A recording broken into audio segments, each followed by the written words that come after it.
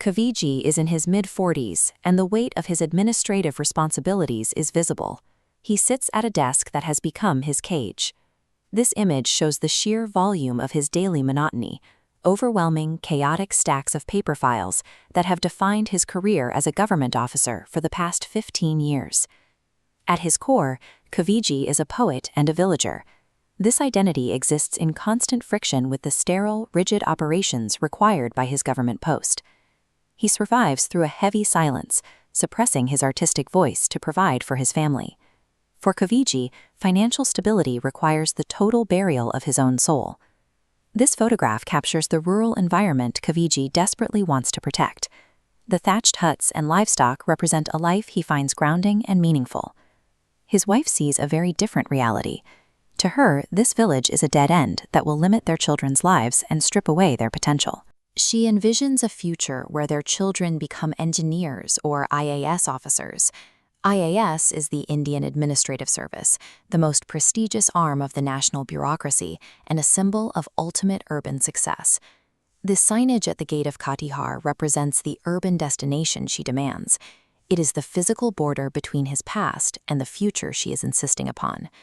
The household is locked in a quiet struggle. Progress is defined here by a single, painful requirement: abandoning one's roots to find a place in the city. The world outside his home reinforces this pressure. In his office, a colleague named Nahar hands out sweets because his son just secured a spot at an IIT. IIT is a reference to the Indian Institutes of Technology, the nation's most competitive engineering colleges.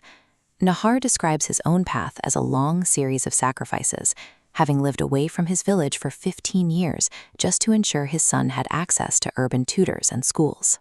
In this moment, Kaviji's love for the village is framed as a selfish act. His desire for peace is treated as an obstacle to his children's success. The criticism follows him even to his friends' homes. A friend's mother openly questions his morality as a father, asking how he can stay in the village while his children's futures are at stake. The societal consensus is absolute. A good father is one who willingly discards his own geographic and artistic identity for the sake of his children's social mobility.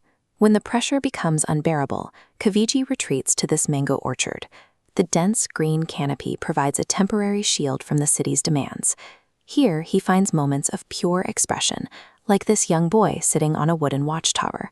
The boy is absorbed in his bamboo flute, representing the simple, melodic life Kaviji is being forced to leave behind. The peace is shattered by a final domestic confrontation. His wife issues an ultimatum: buy a house in the city, or she will take the children and move back to her parents. Kaviji looks to his own family for support, but his aging father and his sister openly take his wife's side.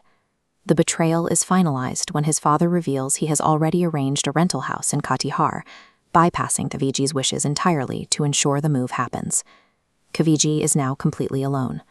His own blood relatives have decided that his emotional and spiritual survival is a secondary concern to their urban ambitions.